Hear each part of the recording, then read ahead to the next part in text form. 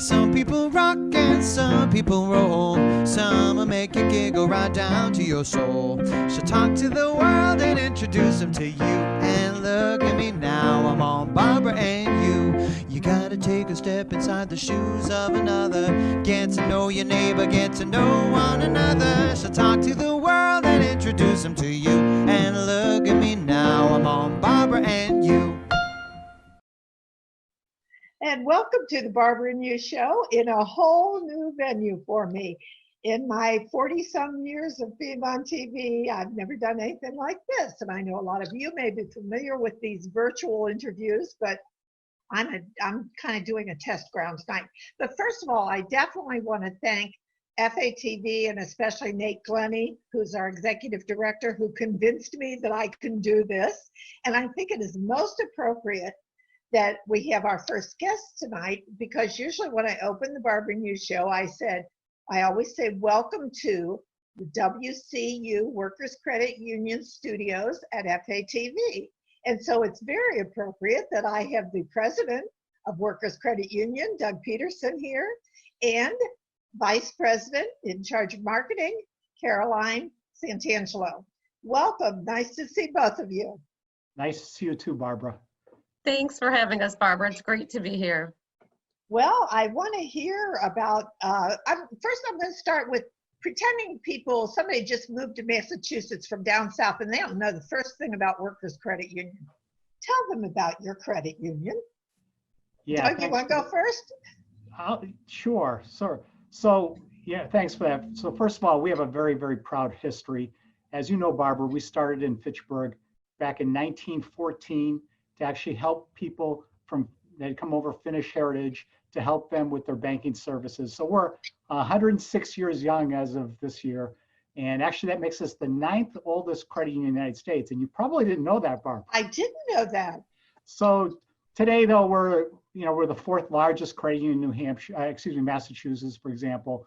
We have over 100,000 members and growing very nicely, $1.8 billion in assets. But as you know, Barbara, the thing that we're really proud of is what Workers does in the communities that we're in. And as you know, we like to participate and help out in the Fitchburg, Leominster area and all the different general areas that we're in. And last year, as a matter of fact, we gave almost $400,000 to local community causes, and our employees volunteered close to 2,000 hours of their time. So as you know, it's very important to us not only to be a member of the community from a financial standpoint, but our employees do a great job of supporting all the different great causes.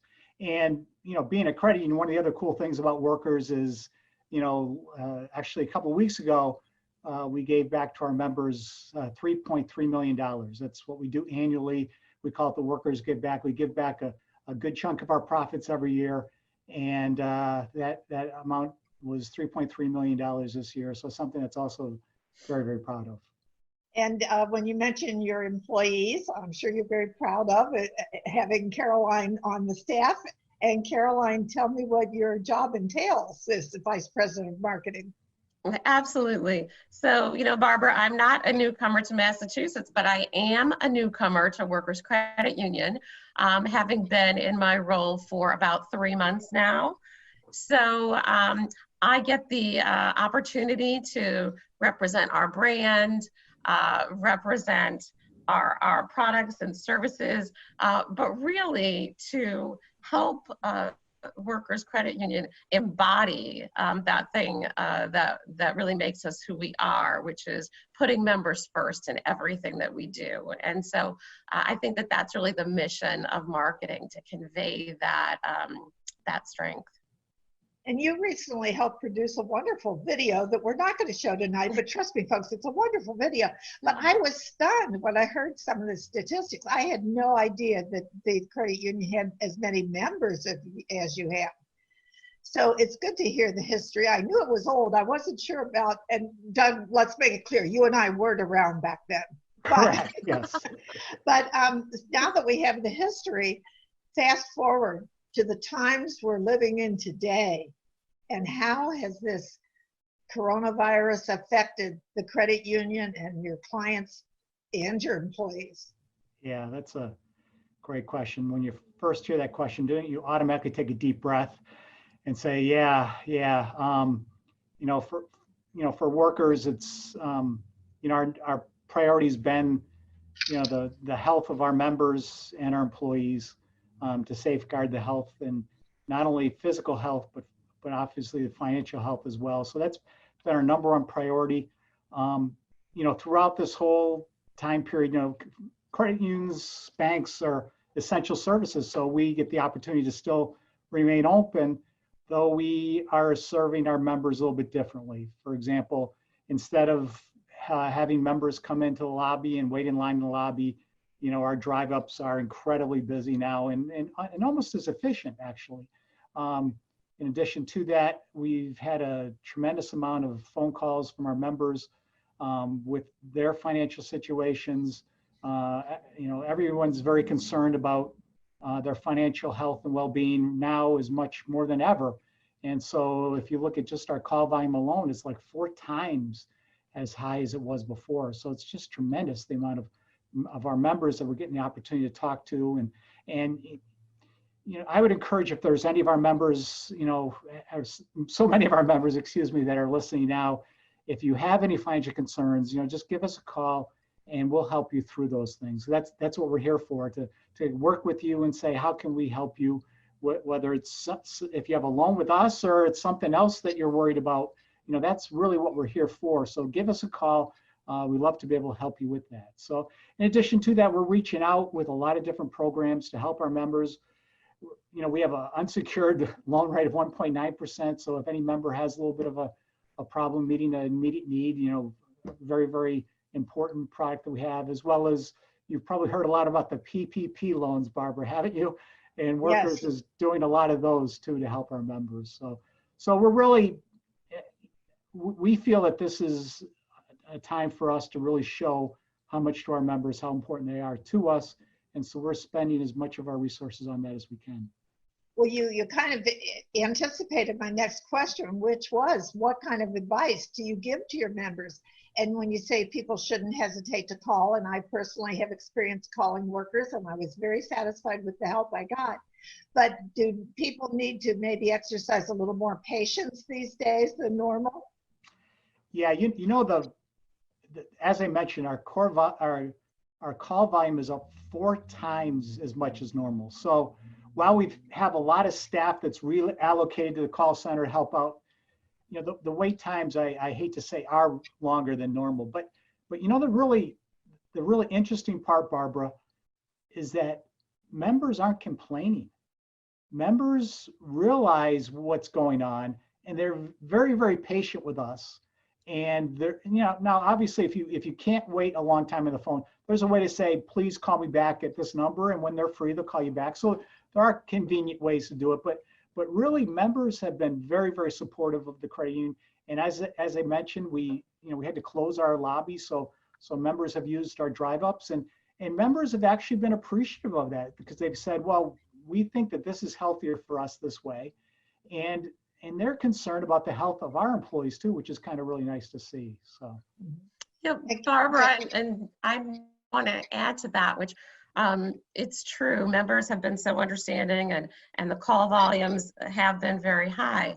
But Workers Credit Union is really well positioned in other ways to, you know, transact business with our members during this time. So we have previously been recognized for our technology and our online and mobile and even automated telephone banking. Really allows members to do, you know, nearly everything that they would need to do online, mobile, or through a channel that doesn't require them to come into the branch. And if members need help in learning how to sign up for online banking, or, you know, using the mobile app, we also provide instructions around those things online, and we've been doing a lot of member communication. So we're just, you know, trying to help in every possible way we can during this difficult time. Well, I've finally gotten to the place, and my generation is not used to all the technology, and I've finally gotten to the place where I can do my online banking, and I Good for don't have to you. have a paper statement, because I think you might be one of the first banks that came up with the paperless idea, Mm. locally Yeah. anyway. Yes, Yeah. we love those e-statements because they're good for the environment too. Mm. Right.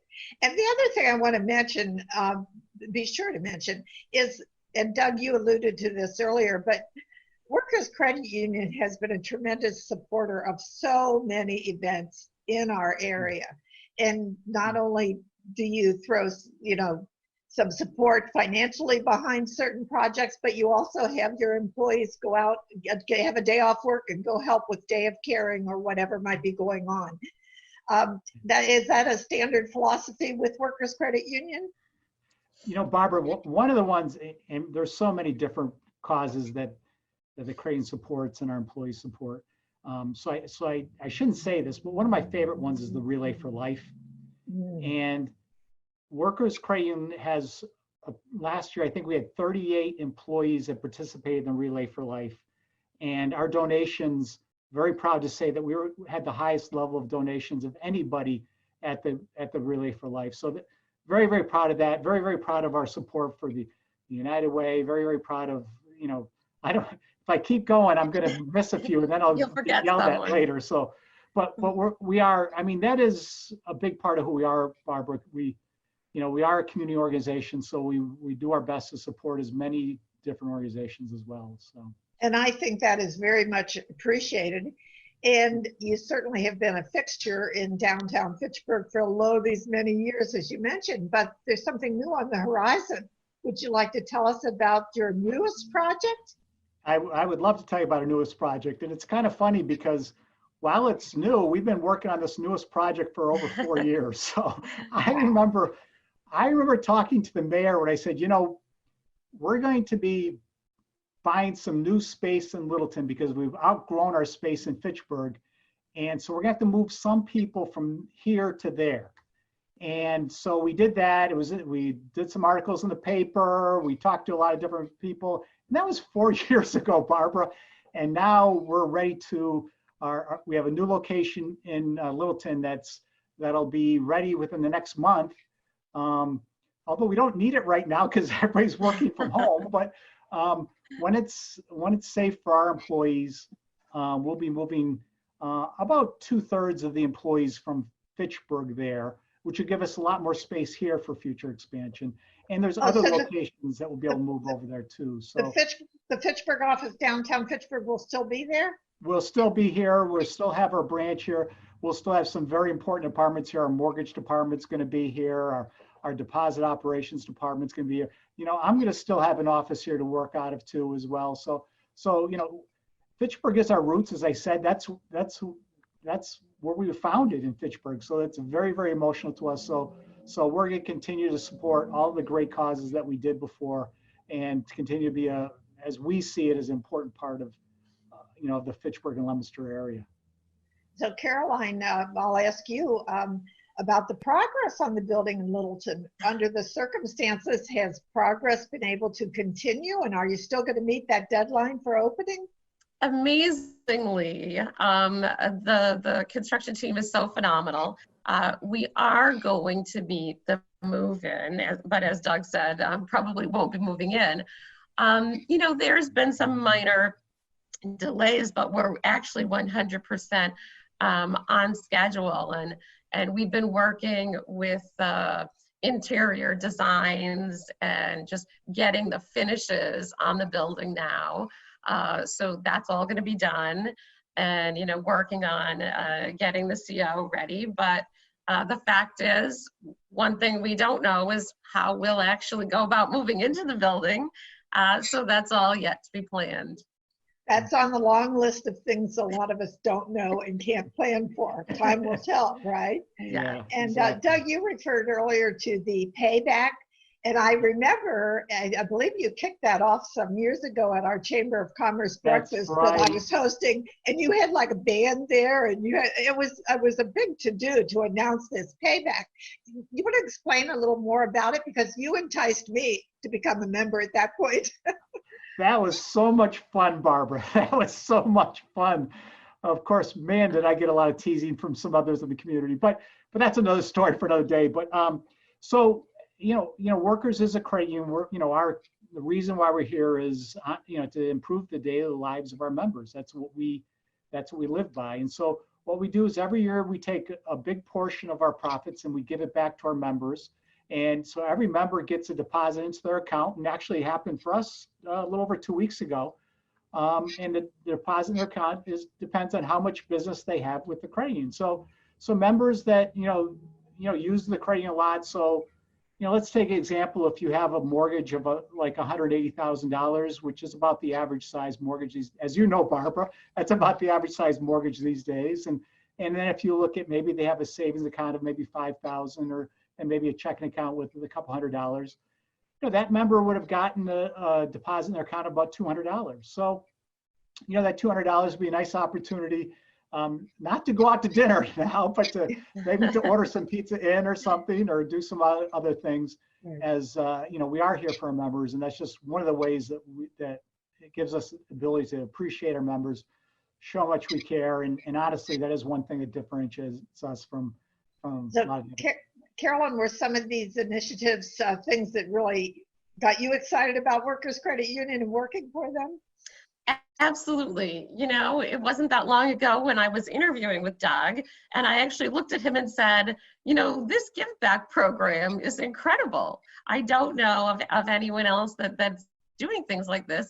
And he, said, well, there are other people doing all of these things. There are some organizations, of course, doing one or two of them. But Workers Credit Union is really bringing together so many good projects, whether it's technology, whether it's the Give Back program, whether it's all of the community initiatives we're doing, to find all of these things in one organization. And on top of that, having the people that work there be very, very focused on members, and just the nicest people you'd ever want to work with. It's really a gem. Yeah, and the top of that list, Barbara, is our employees. They just our employees are terrific. They all are so passionate about helping our members, and that's the thing that above everything we're most proud of. Oh, I will back that up, because I've met some wonderful employees of yours who've always been extremely helpful. Now, I heard a phrase I don't know if it was in the video or where I heard this, or just reading my notes, because I'm right here in my kitchen with my notes. But Workers Way Initiative, what is that all about? So, Workers has always been about the member, and that has been our reason for being. And what we're doing now is we're actually reinforcing that to really build a deeper relationship with our members. And so what we're doing is we're working with our members to help them improve their financial wellness. So first of all, 100% of our staff have gone out and been certified for a financial wellness coach, right? That's 100% of the staff that you're going to see in our branch. Now, Barbara, I have a secret. I actually took the test, right, to become a certified financial wellness coach. And don't tell anybody, but I failed it the first time. Oh, well, we won't let anybody know that. So then I went through the course, and it takes like over 40 hours to go through the course. And fortunately, I passed it the second time. So, and what it does is it teaches you how to sit down with members and talk about, not talk about money, but start with, what are your financial dreams, right? What are your financial goals? So in today's day and age, this is a great time to sit down and say, do you have money set aside for a rainy day fund, right? And right now we're experiencing how that is so important. So our great associates will sit down with a member and talk about their financial needs, their financial goals, and then sit down and say, well, let's create a financial plan or budget together, right? And so let's look at your spending, and they'll work with the member and say, well, would you like some suggestions on how to maybe reduce some of your costs or something? Or, maybe there's some things, as they work with a lot of members, they'll look and say, wow, that Verizon bill is pretty high. Or is that something that you've considered looking at before, or something like that? So the whole point is for them to sit down with members and help them to develop a financial plan and how they can set money aside for that rainy day fund, or save for a vacation or retirement or whatever is important to them. So that's been a very, very big initiative that we've undertaken. And then actually maybe Caroline, you could talk about our new Planet Center in Worcester. So that's the fun part. Oh, absolutely. So as Doug mentioned, our entire branch staff is trained in financial coaching. And if you picture what a traditional branch might look like, there's not always the opportunity or the space to have all of those one-on-one conversations that members want to have with us. So our new branch in Worcester really puts the focus on those kinds of personal encounters. Although when you walk in, it's a big lobby, and what you see is a lot of really cool technology. So, you know, gigantic computer monitors that are interactive, and you can walk up to them. It's sort of like being in Disney World a little bit. You can walk up to them and interact, you know, sort of plan things online. We have, she's a hologram. I mean, I know what her name is. I don't know what the technical name for her, but when you walk into the branch, the first person you encounter is named Olivia, and she's actually a hologram, and she's carrying an iPad, and you sign in on Olivia, and she can speak in 4 different languages, including American Sign Language. Then you might encounter our little droid named Pepper. And Pepper can talk to you and answer questions. She can direct you to where you might want to go, but she can also sing and dance and, you know, talk to the kids. She's adorable. Whenever I talk to Pepper, I like get right down in her face and I talk to her like I'm talking to a puppy. She's very cute and definitely worth making the trip to Worcester to see all of this. But more than that, once you pass through all of the technology, and of course we have a video ATM machine there so that you can use the ATM, but also pick up and talk to a live teller right there. But then there are these more private conversation booths where you would schedule an appointment and then you would go in, meet with your coach. It's sort of like having a hair appointment. You know, you're always working with the same person. They're expecting you. You get a level of comfort. And it's really a great experience and in a terrific space. So we'll be creating more Planet Centers. We have one in Worcester. We have one that when this period is over, we'll be opening in Hudson, and we're planning a few more planets in the coming months. Well, you certainly do make it sound attractive, like it might be worth the trip just to check this out. This sounds really exciting. So and we're almost out of time. And Doug, I think I'd like to play the devil's advocate for a moment. And you touched upon this in the beginning, but I know it's important to you to assure people, local people, that having this new center in Littleton is not going to affect your Fitchburg Leominster clients or members. Want to address that quickly? Absolutely, absolutely. As I mentioned, we're keeping you know, a good number of employees here that'll be working at this location as well as the branch. And you know, the Fitchburg Leominster area is our heritage. We're going to continue to support it as much or more in the future as we do now. So it's so very, very important to all of us, and especially obviously me, because as you know, Barbara, this community is so important to me and to Workers Credit Union. So we're very, very glad to be able to continue to support that. And we also have some interesting things with other branches going on. I don't know if you have time, but we have our branch right next to the water tower branch is actually that whole intersection there. They're going to be the state's going to be redoing it because it's one of the most dangerous intersections in the whole state. Okay, good to know. And I'm sorry that we are out of time, but I certainly thank both of you. It's great to meet you out in this realm, this new experience for us all. Thank you. I wish you continued success. And again, thank you for your support of FATV. Thanks for having us. Thank you, Barbara, for allowing us to participate, and hopefully you stay healthy with your family too. Well, my daughter's taken very good care of me, both of my daughters. And let me say to our viewers, we're going to have a short break, and then I will be back for an interview with Mayor DiNatale from Fitchburg, and Jeff Behler, who is the director of the New York region, and Massachusetts falls into the New York region of the United States Census Bureau. So we're very honored to have both of them here, and we'll be right back.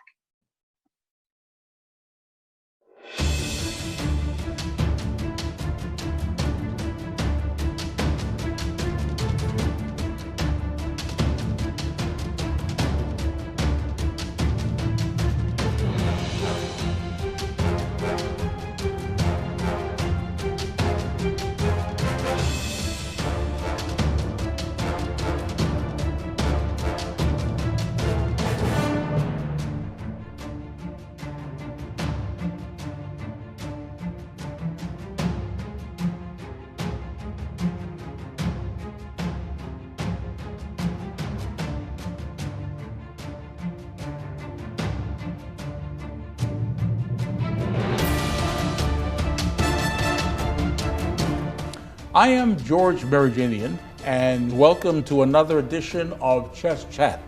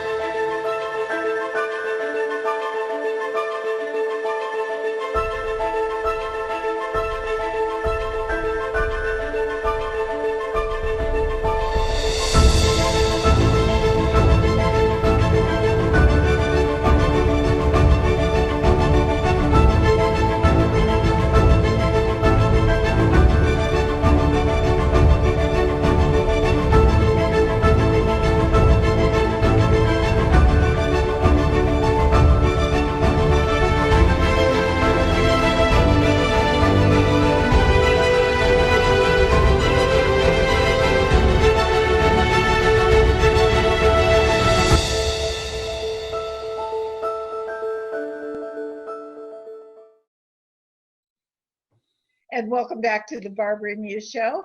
And I'm so pleased with the two guests I have. Well, I'm always pleased with all my guests, but in this half hour, we have Jeff Behler, who is the regional director for the New York region. Jeff, am I getting this right? That's correct. Okay. And we so appreciate you being here with us. And I know we all have a lot to learn about the census. And Mayor DiNatale, which everybody knows Mayor Stephen DiNatale, but Steve, I thank you so much to you and your staff for putting this together and connecting us with Jeff Behler to we can learn more about the census, which is so important. So if you don't mind my calling you Steve, because I'm used to that. Yep. Steve, I'll have you start with telling us why you felt it was important that we educate the people in our area about the census. Yeah. I mean, we do this every 10 years. I know Jeff will probably go into a little more detail with that, but it's, and I think this was a regulatory measure that was established back when we established our country over 200 years ago. So, counting people, making sure that we know who's here, what services they're being provided, and how, in our particular case as a city, we certainly want to ensure that we get our fair share. And of federal dollars, because that census touches on so many aspects of everyday living that we as a community provide to people, or that people have to provide to themselves, that really, if we're not counting accurately, it's costing us money, and it has an effect on the quality of those services. So it's hugely important that we get everyone to participate, and that's the challenge, obviously, that we face every 10 years. So, And Jeff, I mentioned you're from the New York district, but Massachusetts falls into your district. Is that correct? Yeah, so the New York region is one of 6 regions we have across the country. And the New York region consists of New Jersey all the way up to Maine and Massachusetts, everything in between, as well as Puerto Rico. Mm-hmm. And as Steve mentioned, it's very important for us locally, we have accurate counts and all that. How are we doing so far? Yeah, so far so good, and it's a pleasure to be here. Thank you so much for having me, Barbara and Mayor. It's always an honor. So I thank you for this opportunity. So as of yesterday, as of April 28th, Fitchburg was at 55.4% self-response rate, which is beating the national average. Right now, the nation's at 54.3. So that's something to be proud of, especially considering. Again, Jeff, what was it again? 50 what? 55.4% in Fitchburg, and nationally we're at 54.3%. I can tell you the state of Massachusetts is at 56.4%, okay. And Worcester County is doing very well, 58.7% in Worcester County. Great. How far are we into the process? How much time do we have to make up the difference? Yeah, so we have plenty of time. And as a result of COVID-19, we suspended all of our field operations. So we have just most recently, about 2 weeks ago now, our director and the Commerce Secretary, Wilbur Ross, submitted a request to Congress asking for statutory relief of the one date that really matters in a census, and that's December 31st, 2020. That's the date in law that we have to provide the apportionment counts to the President of the United States. So we have asked for a 120-day delay due to COVID-19, which allows us to really change the way we operationalize the census. Under that proposed schedule, we would start knocking on doors August 11th of every household across the country that has yet to respond to the census. We would allow. That was my question. If you respond for email or through the mail, you won't get the knock on the door. Is that right? Absolutely. So 3 ways that every household can self-respond right now. Online at 2020census.gov, click on the respond button and you're good to go. If you have your census ID, go ahead and enter it. If you don't, right below where you're supposed to enter it, there's a little link that just says click on here if you don't have your ID.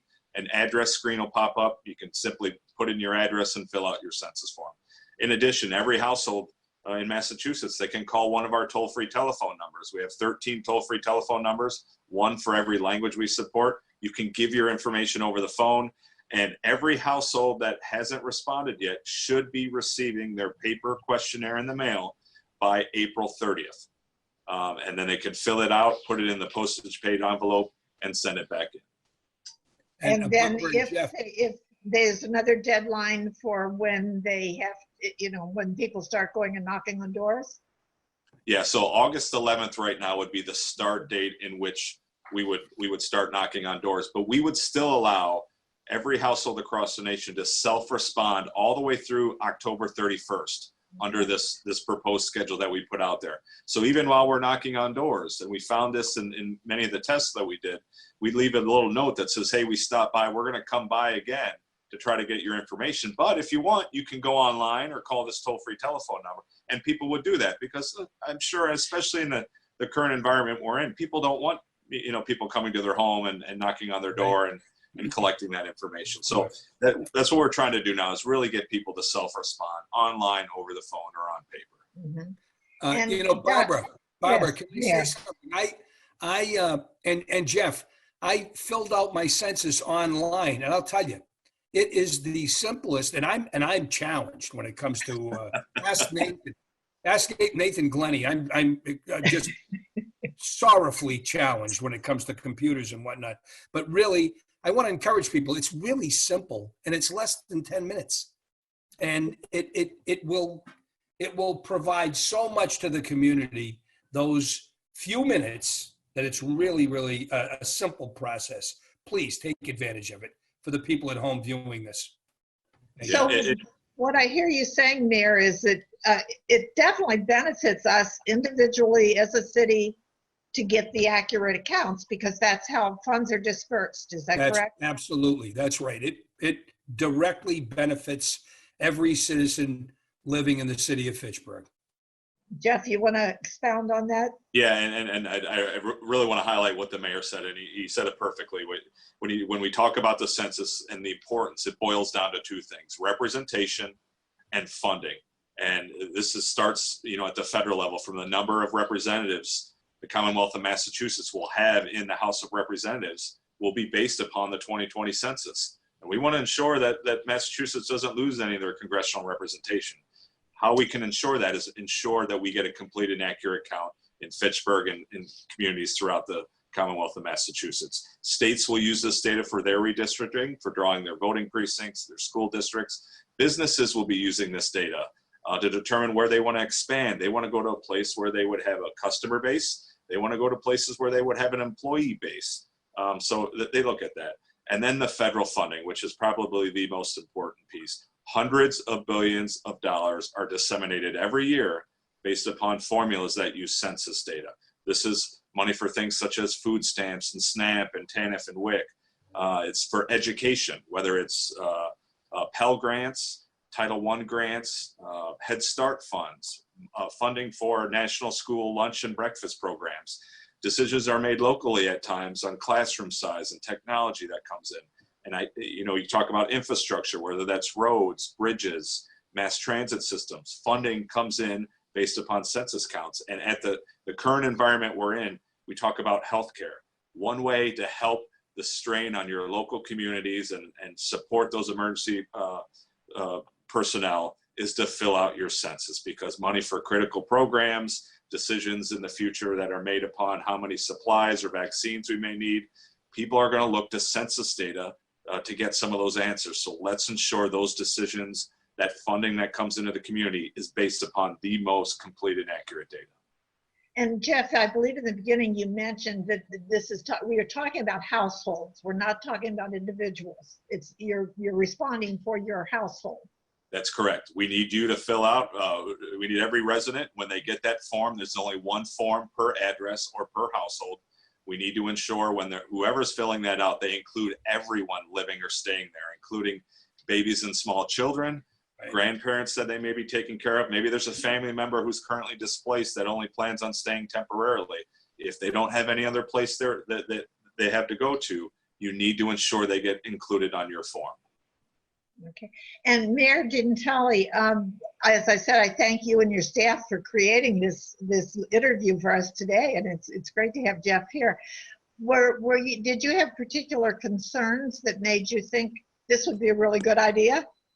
Well, I'm not sure. I wasn't the mayor 10 years ago, but honestly, I believe we can do so much better with the count.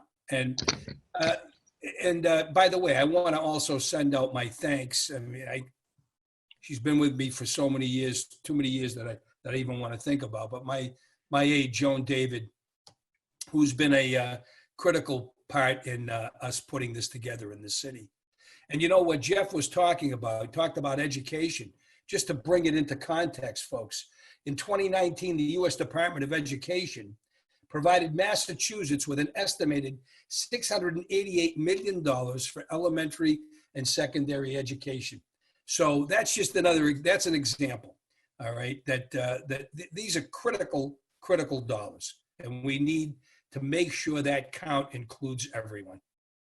Jeff, I wouldn't want your job. Sounds like it's a lot of responsibility and a lot of facts to take care of and everything. It is a lot, but I can tell you it's so rewarding in dealing with partners such as yourselves. I mean, the trusted voices who take the overall census message, they tailor it to their particular community, they localize it.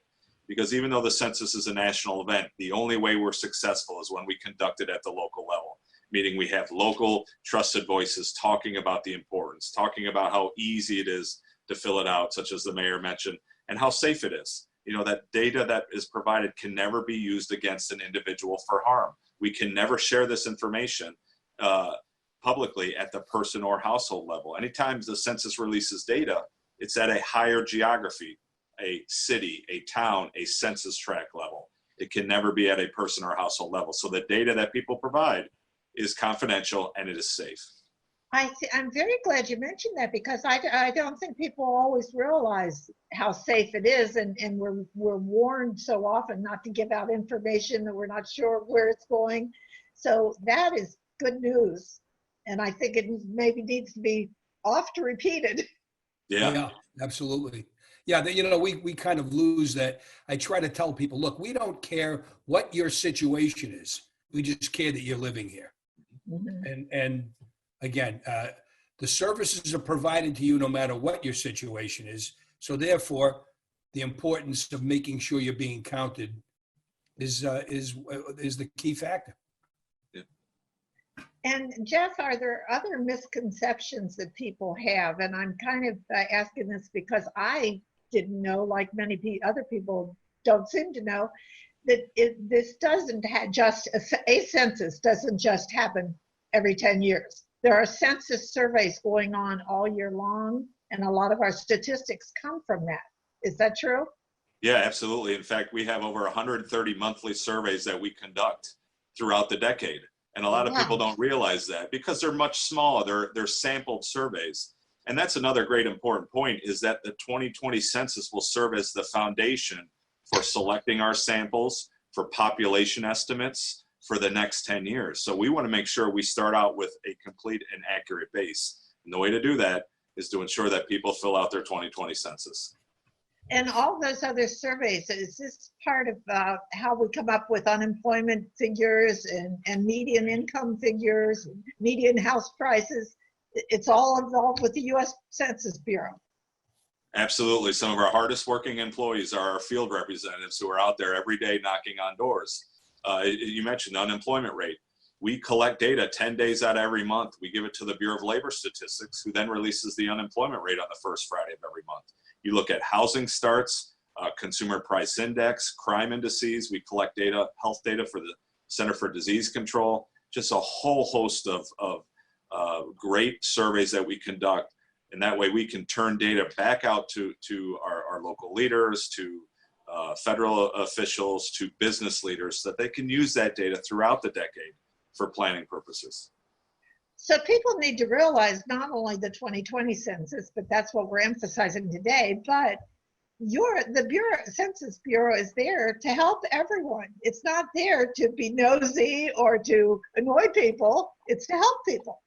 Exactly. I mean, when you think about how these data are used to really show what our economy is doing, when you look at unemployment rates in the job market, when last time I moved, I used the American Community Survey data to look at school-related information. You know, for my two daughters, you know, people use it all the time and they don't realize it because it's just data they're used to seeing. And when you look into the details, you see, oh, it's from the American Community Survey or the current population survey, surveys that the Census Bureau conducts. Just a wonderful array of field representatives throughout our region. We have over 2,000 field representatives just in our region alone, close to 10,000 nationwide that are out there every day knocking on doors. So while the census is a short form only census, and we will be out there knocking on doors starting August 11th, you may get a knock before or after. Please know that we do legitimate survey work, and that if you want to reach out to us, we can validate that it is indeed a Census Bureau survey, and that is one of our employees. Mm-hmm. And Mayor DiNatale, not to put you too much on the spot, although I'm not opposed to doing that, how's Fitchburg doing these days, and what are some of the needs that the Bureau, you know, the statistics may help us with? Yeah, well, we have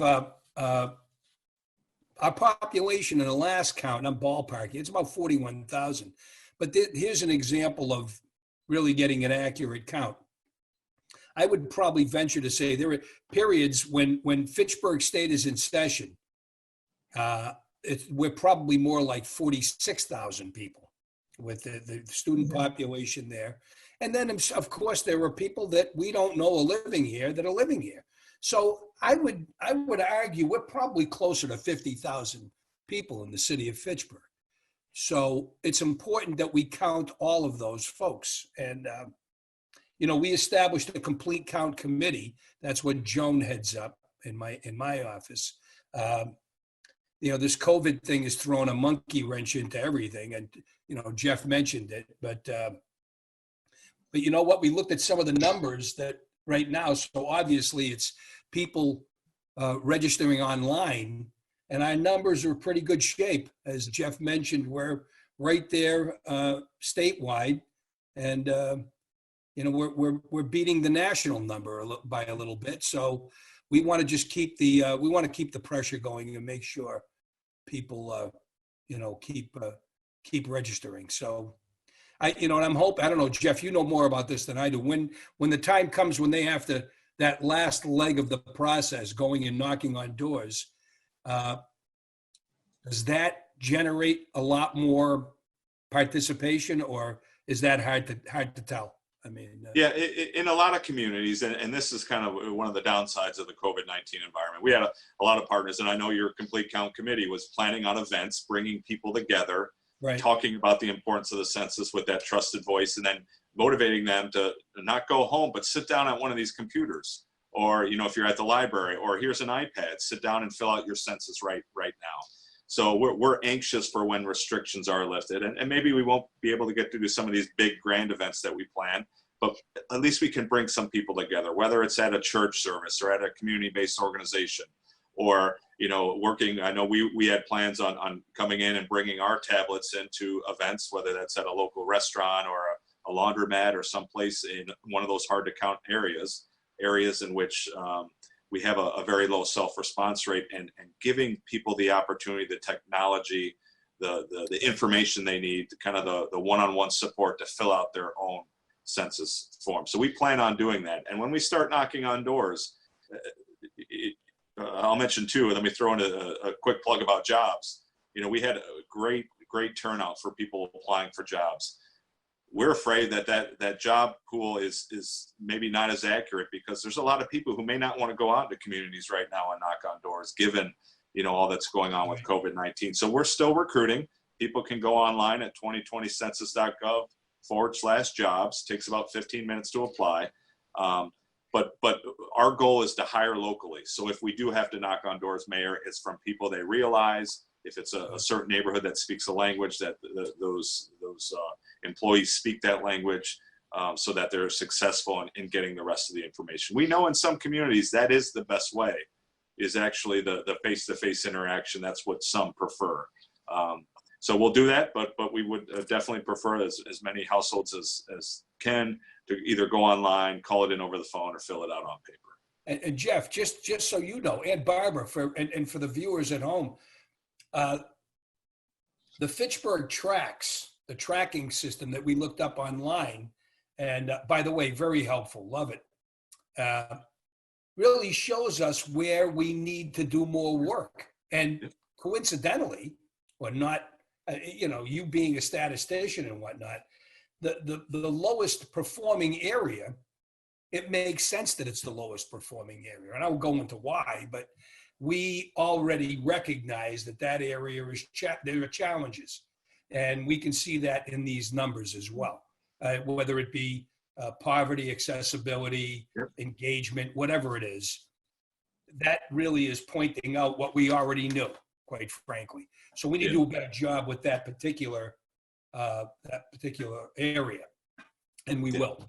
Yeah, and that's what the proposed schedule, extending this out to October 31st, that gives us the opportunity to work together, so that if we're going to spend our resources, we're doing them in concert with you where it makes sense, that we have the language skills, that we're going to the places where, that neighborhood feels safe and confident, whether it's a library or a community center, and then we're bringing those resources there to help them fill out their census to make sure we get a complete and accurate count. Good. So Jeff, when you initially were looking for workers, field reps to go and do this census, was before the coronavirus information was all out. So some people might have been enthusiastic about doing it. I think this is what you were alluding to. Yep. Now you're kind of afraid to do it. Yeah, absolutely. That's a concern that we have. And we know the unemployment rate has changed quite drastically from when, this was really a third job for some people, or a second job. We like to say that this is probably one of the best gig jobs we have in this country right now, because if you're selected and you're hired and you accept the position, you choose what days you can work, you choose what hours you can work. You want to give us 10 hours a week, we'll make that work. You want to give us 40 hours a week, we'll give you work to 40 hours, but it's going to be on the schedule you choose. And that's important moving forward, that people understand. So, as people are getting back into work, and maybe those who are looking for additional income for a short period of time, the census is a great opportunity, not only to earn money, but to support your community. And really, you do something once every 10 years that's in our US Constitution. Be a part of history. How cool is that to say that, you worked on a census? And the people who work it are usually generally in their own neighborhoods. Absolutely. We try to keep people close to home, and then as work diminishes in that area, if they're willing to go to the next neighborhood over, or the next community over, we'll certainly keep them employed as long as we have work available. Now, you mentioned all the other surveys that you have going on. I think there's over 100 different surveys, you said. Are they going on now as well as do you call this a decennial? Is that what it's called? Yeah, the decennial census. Yep. Yeah, so we do. We have those surveys, and we do not stop those during the decennial census. So those will continue. They're much, much smaller in size, so it really is a sample survey. But we will continue collecting that information.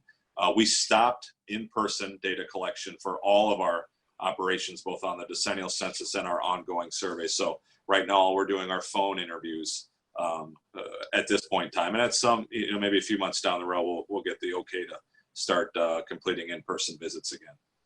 Do you find that there's any confusion with people if they get a phone call about a different survey and they may think this is about the 2020 survey? Yeah, absolutely. In fact, usually around census time, all of our other surveys that we do, the response rates creep up because people think they're completing the census. But we've armed our field staff as well as our decennial staff. We train them on what each other does. So we don't have someone going out there saying, no, I'm the only census representative in town. If you go to our website at 2020census.gov, we have some great information that talks about 2020, but it also lists our ongoing surveys and explains each one of them and the types of questions we ask. So it really is a good opportunity to learn about the wide breadth of things that are conducted, surveys that are conducted at the U.S. Census. Do you find any other areas or any other things that people, when you go out and talk to community groups, what do you find are people's biggest confusions? What are they confused about? What makes them fearful? What makes them confident? How's the feedback you get from the public? Yeah, I can tell you one of the biggest things, the misconceptions, is that we're asking about citizenship on the 2020 census. That was a question that was raised back in, 2018, went to the Supreme Court. Supreme Court determined that citizenship could not be included on the 2020 census. So we try to always remind people, we do not ask for your citizenship status on the 2020 census. The other big thing is people think this data can just be shared with any other federal agency. That's probably the most common misconception. So we want to stress that the data we collect cannot be shared. Census Bureau can accept data from other federal agencies, but we cannot give data back. Once you give us your data at a person or household level, it can never be released to anyone at any time. And if it is, it's punishable by up to 5 years in prison, up to $250,000 in fines. So we really take the confidentiality of our data seriously, because it really is the foundation of trust, and that's the only way we're going to get a complete and accurate census. Okay, and I'm going to ask each of you to kind of help me wrap this up, and I'll go with you first, Mayor. Is there something you want our audience to know that maybe I haven't asked you the right question, or something that you just want to make us more aware of?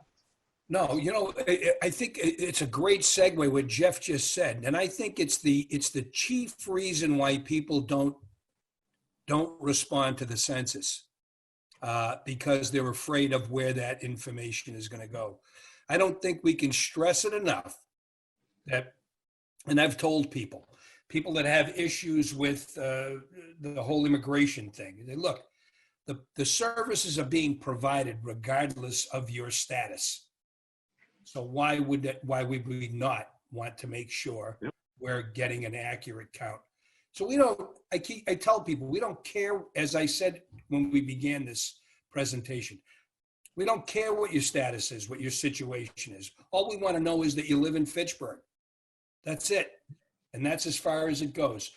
I mean, even the President of the United States cannot require the Census Bureau to give up any information. It goes to that highest level. So people need to be assured, and I don't think we can say this enough, the information is confidential. No one's going to be knocking at your door other than the census person from this, resulting from this. So it's important for them to know that and believe it. Mhm. And Jeff, what closing message would you like to give to our audience? Yeah, and just a quick question, if I could, for the mayor. With Yes. Fitchburg State, can you remind me, is there an off-campus student population at Fitchburg? Yeah, there could be, but I mean, I think we count them as well. I believe we count the student population as well. Yeah, so they're one of my messages that's really important, especially in Massachusetts. There's so many colleges and universities. right. You know, we group college students into two groups, on campus and off campus. We're confident we're going to count those students who live in an on-campus dormitory. We work directly with the college or university to get administrative records. It's those off-campus students we're really concerned about, who may have went home for the semester. And What we used to call commuters, Jeff. A commuter, you live at home. Is that what you mean? You live in a different city. Yeah, those that may rent an apartment in the area where the yes, college I is. see. Yeah. Those are the ones that maybe went home for the rest of the semester and are finishing up classes virtually. Maybe Right. their parents aren't including them on their form. We need to make sure they get counted at that college or university, because that's where they usually live or stay. So that's Okay. one of the key messages we're saying. And I just want to thank you both. I want to thank everyone. If you filled out your form, thank you so much. But your job's not done. You know, we're asking you to go and text everyone in your phone and let them know that, send them the 2020 census.gov link. Let them know that we need their help, whether it's your place of employment or those you worship with, or just your family and friends. Ask them if they've filled out the census. If they haven't, please urge them to do so, because we have to get the most complete and accurate count for Fitchburg, for Worcester County, and throughout Massachusetts. Great. Jeff, that was a very good close and a very good point that you heard it here, folks. Tell your friends, tell your neighbors, spread the word. It's all good, and we're all going to benefit from it. And I can't thank both of you enough for giving us your time to educate us on this matter, and continued success. And let's hope we all get to go out more soon. But thank you very much. And of course, I thank you for watching. Yes, I'm sorry, Mayor. Thank you, Barbara, and thank FATV for this opportunity. I was just about to say how much I appreciate FATV and the wonderful staff and crew we have there. And again, thanks for watching, folks. Hopefully I'll be back this way next week too.